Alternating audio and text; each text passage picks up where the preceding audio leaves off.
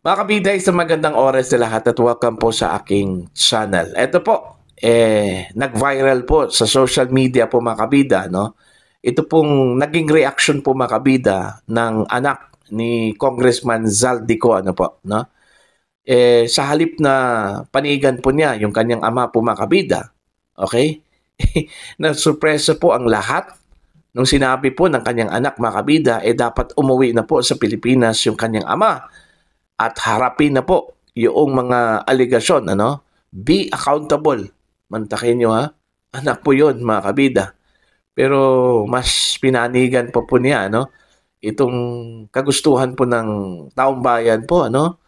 Na dapat harapin po ni Congressman Zaldico kung ano man po yung mga kasalanan po niya, ano? Base doon po sa mga aligasyon laban sa kanya, mga kabida, no?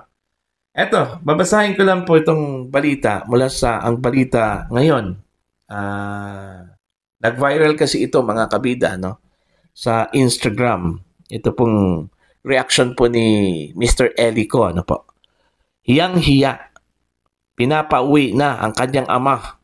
Ayan. Viral sa social media ang pahayag ni Elico, anak ni Ako Bicol Representative Zaldico, kaugnay ng flood control corruption scandal na kinakasangkutan ng kanyang ama. Sa kanyang Instagram post, isa-isang binanatan ni Eli ang issue at malinaw na pinili niyang panigan ang bayan kaysa ang pamilya. Ayon kay Eli, nalaman niya ang buong lawak ng aligasyon laban kay Zaldico katulad ng lahat na politiko. Aminado siyang nahihiya at tumaranas ng matinding internal conflict. There is no excuse. Anyone proven guilty should be held accountable. That includes my dad. Dagdag pa niya, naniniwala siyang panahon na para humarap sa taong bayan ang kanyang ama. I urge him to appear before the people and be accountable once and for all. Ayan. So, malinaw po yung stand po, no, ng kanyang anak, mga kabida, na si Eli, anak ni Congressman Zaldico, ano, na dapat pong harapin po ng kanyang ama kung ano man po yung mga aligasyon laban po sa kanya, ano po, no? Despite po sa kanilang relasyon bilang mag-ama, ano, mga kabida, hindi po ito typical na anak, ano, na karaniwan pong pinapanigan po yung kanilang ama kahit na po sangkatutak po yung aligasyon po, no, laban sa kanilang ama po mga kabida. Pero dito ho sa case po ni Mr. Elico, ano, mas pinili po niyang panigan yung demand po ng taong bayan po, no. I understand, ano, kasi hiyang-hiya na po ito pong si Elico, ano, sa mga nangyayari po, ano, sa kanyang ama, mga kabida. Kasi normally affected po dito, ano, yung pamilya po, mga kabida, ano po. Okay? Sinong hindi po mahihiya po dito, ano, na tatawagin yung kanyang ama na magnanakaw, kurakot, ano? 'Di ba? So apektado talaga. First and foremost, yung mga anak, ano? Okay? Kaya siguro na-challenge ito pong si Eli, ano, na dapat umuwi na po dito si Daddy, ano, para matuldukan ito. Kung meron man po siyang kasalanan, be accountable, ano, parang ganun eh. Okay? Tsaka ako, kung ako mismo si Congressman Zaldico, ano, sa nangyayari po ngayon, na parang nilalagdag na po ako, ano, mga kabida, uuwi talaga ako eh. Okay? Diba? Once and for all, damay-damay na po eh. Kung meron man pong mga kasabwat po si Congressman Zaldico dito, ano, kung totoo man po itong mga aligasyon po, mga kabida, no. Pero marami pong naniniwala po, mga kabida, na hindi po mastermind ito pong si Zaldico. Meron pong nagpaandar po sa kanya, ano, mga kabida. That remains to be seen, ano. Okay? Dapat patunayan po, mga kabida, lalong-lalo na po ni Congressman Zaldico, na hindi po siya ang mastermind dito sa mga nangyayari po, ano, dito sa issue po ng corruption. Lalong-lalo na po, mga kabida, doon po sa 2025 budget, ano, na yun yung binabato po ng kanyang mga kritiko at ng kritiko po ng House of Representatives po mga kabida. Ano po, no? Patunayan po niya na siya po ay inutusan lang po. Siya po ay phone lang po dito, ano, mga kabida. Oh, see? Kaysa magtatago po siya. Okay? Dapat umuwi na po. Ito pong si Congressman Saldico, ano? Mantakin niyo, ang dami pong aligasyon na ibinabato po sa kanya po dito, mga kabida. Aside ho sa 2025 General Appropriations Act controversy, ito pa po yung flood control projects, ano? Okay? Tinuro po siya ng mga contractors dito Tinuro po siya ng mga engineers mula sa Department of Public Works and Highways. Diba? Oh, see? Yung latest pa lang mga kabida, sa sinabi po ni Engineer Henry Alcantara, no? Yung ipinakita po niyang picture po mga kabida na sangkatutak na pera po, para daw yun kay Saldico, ano? Oh, see? So it's high time, okay, na bumalik na po sa Pilipinas. Ito pong si Saldico. Kung wala po siyang kasalanan, huwag po siyang matakot.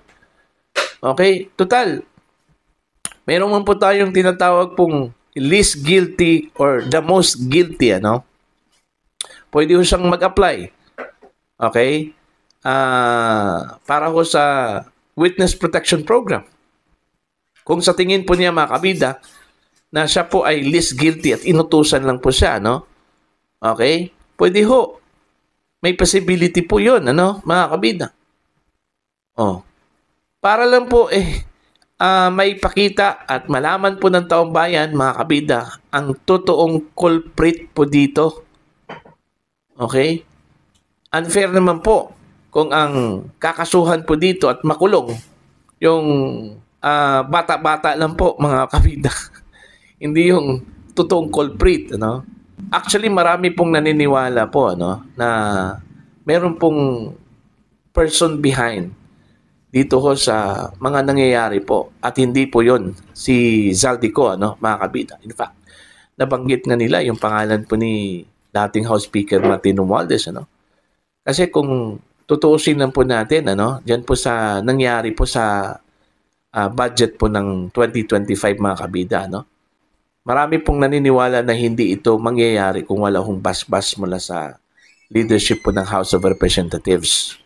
Marami pong naniniwala na hindi po ito mangyayari kung wala hong basbas mula kay dating Speaker Martin Romualdez po, ano. Okay? At ito po dapat patunayan din, ano, ni dating Speaker Romualdez na wala ho siyang kinalaman po dito, ano, mga kabida. Kaya nga nagtataka lang po ako, mga kabida, no, na panay po silang hanap kay Saldico, ano, okay, para lumantad at harapin po ang mga aligasyon, meron pong mas malapit po. Okay? Si Saldico nasa US at meron daw sakit po doon. Meron pong mas malapit at itinuro po na isa po sa mga culprits. O bakit hindi po tanungin? Okay, mga kabida. Bakit po nahihirapan po silang i-link yung kanyang pangalan po, ano, dito ho sa issue po ng corruption po, mga kabida. In fact, meron pong freezing of assets po, ano, and bank accounts, mga kabida, ano. Itong sina Saldico, Senator Jinggoy Estrada, Senator Joel Villanueva, yung mga opisyal po ng DPWH, ano po, mga kabida. Okay? Pero yung isa na itinuro po, mga kabida, na nagkaroon po ng kickback, ano, allegedly, walang hong move na i-freeze yung kanyang bank account. Tapos sasabihin po nila na wala naman talagang eksaktong prueba, no, laban sa kanya. Bakit natin i-freeze yung kanyang asset and bank account, ano? See?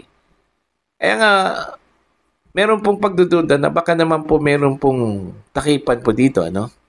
Natatawa lang nga ako Kasi yun nga parang selective, okay? Anyway,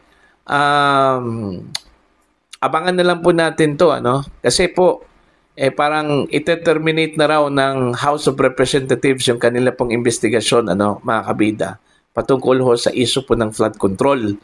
Kasi bigyan po nila ng respeto at daan, ano, itong investigasyon po ng ICI, ano, yung bagong independent commission po, mga kabida, na create po ni Pangulong Ferdinand Bongbong Marcos, ano. Ewan ko, ito pong Blue Ribbon Committee kung magpapatuloy ba sila o ite-terminate nila din, ano, ito pong kanilang investigasyon. Para isa lang po yung mag-iimbestiga ho dito, mga kabida, ano, itong ICI na pinamunuan po ngayon ni dating Supreme Court Associate Justice Reyes, ano, mga kabida. So, yun lang po. Ano ang inyong pananaw at opinion ho dito sa ginawa po, mga kabida, ni Elico, anak mismo ni Ako Bicol Representative Zaldico, ano? Mas pinanigan po niya, mga kabida, yung kagustuhan po ng taong bayan, ano, na dapat na pong umuwi dito sa Pilipinas yung kanyang ama kaysa kapakanan po, ano, ng kanyang ama na si Congressman Zaldico. Para ho sa inyong comment at opinion, please comment down. Sa mga hindi pa po subscriber sa akin channel, please subscribe. Just click the subscribe button, click the notification bell, click all para updated po kayo, mga kabida, sa aking mga uploads. Maraming salamat po sa inyong lahat.